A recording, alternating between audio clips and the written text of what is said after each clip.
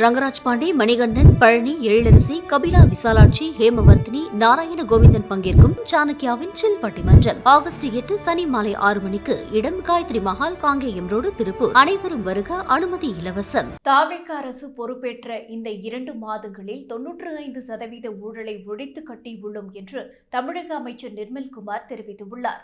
இதுகுறித்து times of India நாளிதழுக்கு அவர் அளித்த பேட்டியில், முந்தைய ஆட்சியில் 40% அரசு பணம் ஊழல் மற்றும் விதிமீறல்களால் வீணடிக்கப்பட்டது என்றும், நாங்கள் பொறுப்பேற்ற இந்த 2 மாதங்களில் 95% ஊழலை ஒழித்து கட்டியுள்ளோம் என்று தெரிவித்துள்ளார்.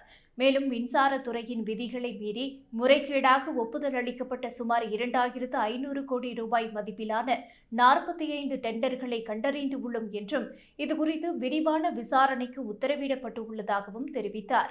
இதில் சம்பந்தப்பட்ட அனைவரின் மீதும் தகுந்த சட்ட நடவடிக்கை எடுக்கப்படும் என உறுதியளித்தார்.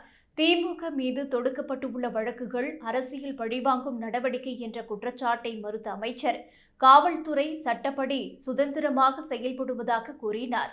மேலும் தங்களது கூட்டணி கட்சிகளுடன் இணைந்து ஒரு பொதுவான குறைந்தபட்ச திட்டத்தை தயாரித்து வருவதாகவும், வரவிருக்கும் உள்ளாட்சி தேர்தலில் கூட்டணி கட்சிகளுடன் இணைந்தே களம் காணப்போவதாகவும் தெரிவித்தார். மகளிர் நிதி உதவி உள்ளிட்ட முக்கிய வாக்குறுதிகள் குறித்தும் பேசிய அவர், தற்போதைய நிதி நிலைமையை சீரமைக்கும் பணிகள் தீவிரமாக நடந்து வருவதால் அடுத்த 8 மாதங்களுக்குள் அனைத்து வாக்குறுதிகளும் படிப்படியாக நிறைவேற்றப்படும் என்று அமைச்சர் நிர்மல்குமார் உறுதியளித்தார்.